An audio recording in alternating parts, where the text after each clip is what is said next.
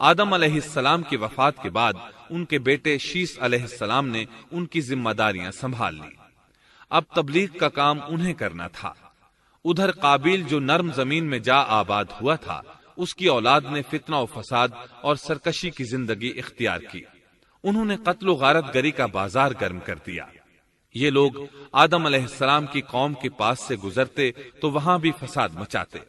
ابن عباس رضی اللہ عنہما سورۃ الاحزاب آیت 33 کی تفسیر کرتے ہوئے فرماتے ہیں، وَلَا تَبَرَّجْنَ تَبَرُّجَ الْجَاهِلِيَّةِ الْأُولَى، پرانے زمانے کی جاہلیت کی طرح اپنے بناؤ کا اظہار نہ کیا کرو۔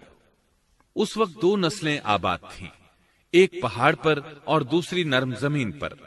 پہاڑوں کے مرد خوش شکل تھے، عورتیں سیاہ فام تھیں، جبکہ زمین والوں کی عورتیں خوبصورت تھیں اور مردوں کے رنگ سانولے تھے۔ اب ابلیس نے اپنا کام شروع کیا۔ وہ انسانی شکل میں نرم زمین والوں کے پاس آیا اور ایک شخص کا غلام بن کر رہنے لگا۔ پھر اس نے بانسری شکل کی ایک چیز ایجاد کی اور اس کو بجانے لگا۔ لوگ اس آواز پر لٹو ہو گئے، اس کے گرد بھیڑ لگا کر سننے لگے۔ پھر ایک دن میلے کا مقرر ہو گیا، اس میں ہزارہا مرد اور عورتیں جمع ہونے لگے۔ اتفاق سے وہاں ایک دن ایک پہاڑی آدمی بھی آ گیا۔ اس نے میدانی عورتوں کے حسن و جمال کو دیکھا۔ اس نے اپنے قبیلے والوں سے ان کے حسن و جمال کا ذکر کیا۔ اب وہاں کے لوگ کثرت سے میدانی علاقے میں آنے لگے۔ اس طرح آہستہ آہستہ مردوں اور عورتوں میں اختلاط بڑھا، بدکاری اور زناکاری عام ہوئی، جبکہ یہ سب کام شیس علیہ السلام کی شریعت میں حرام تھے۔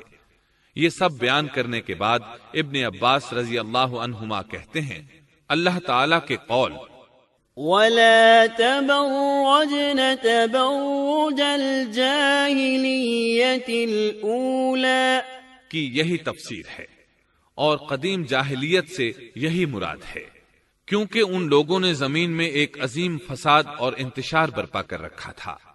شیس علیہ السلام اپنی قوم کے لوگوں کو سمجھاتے رہے کہ وہ ان شریر اور فسادی لوگوں کے ساتھ میل جول نہ رکھیں، لیکن شیطان مسلسل انہیں ورغلاتا رہا، یہاں تک کہ شیس علیہ السلام کے ساتھ بہت تھوڑے لوگ رہ گئے اور قابیل کی قوم میں بہت اضافہ ہو گیا۔